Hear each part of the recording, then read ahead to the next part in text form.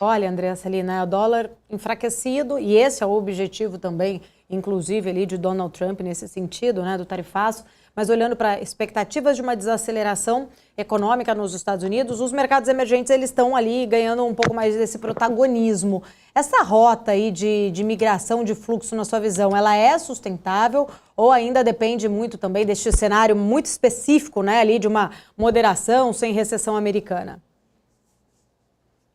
Eu acho que você disse tudo já. É muito interessante esse tema. A gente está discutindo agora como que os países emergentes, principalmente o Brasil, podem se beneficiar nesse ambiente.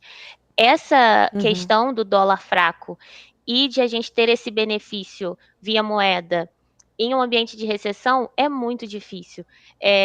Essa resposta é muito difícil, porque ao mesmo tempo em que a gente tem um ambiente em que os Estados Unidos realmente está perdendo o excepcionalismo, a gente poderia ver um dólar fraco por conta desse motivo, a gente pode entrar numa recessão que não tem como não impactar negativamente países emergentes.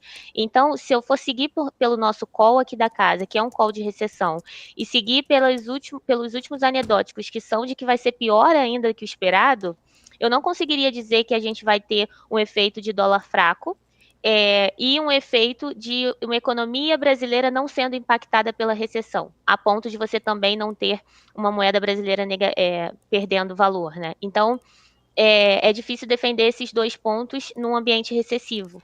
Então, o cenário base para a gente é dólar forte para frente, quando a gente entrar num ambiente de risk-off por conta de uma recessão global. Uhum. A gente não consegue enxergar um cenário diferente disso se a gente estiver num cenário de recessão global. Agora, se essa recessão, se não for uma recessão, né, se for só uma desaceleração, ou se for algo muito pontual, aí a gente poderia ter um efeito muito rápido de dólar forte, na hora que vier ali um payroll negativo, estamos num ambiente de recessão global, o mercado vai ficar na dúvida do que vai acontecer com o dólar, mas no final a gente vai caminhar para o que acontece em todas as recessões, que é o cenário que eu falei, dólar forte, risk-off, países emergentes saindo impactados negativamente, né? É um efeito colateral, não adianta.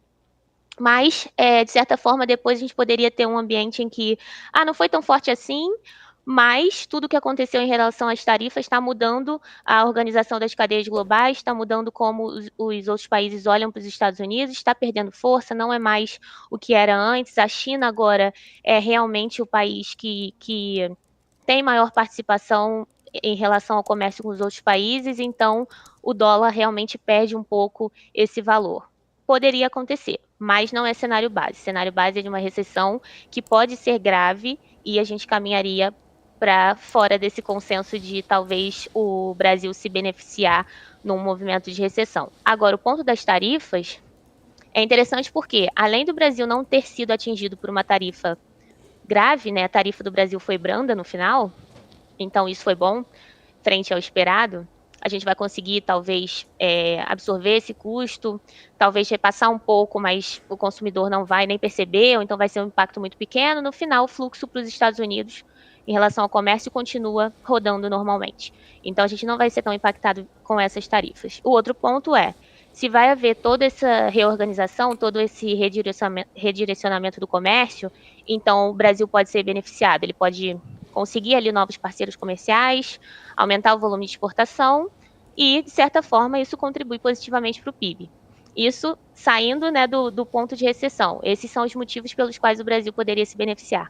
O motivo que você comentou e que eu já falei bastante é dúvida. E aí, para a gente caminharia para o cenário recessão, risk-off, emergentes sendo impactados negativamente.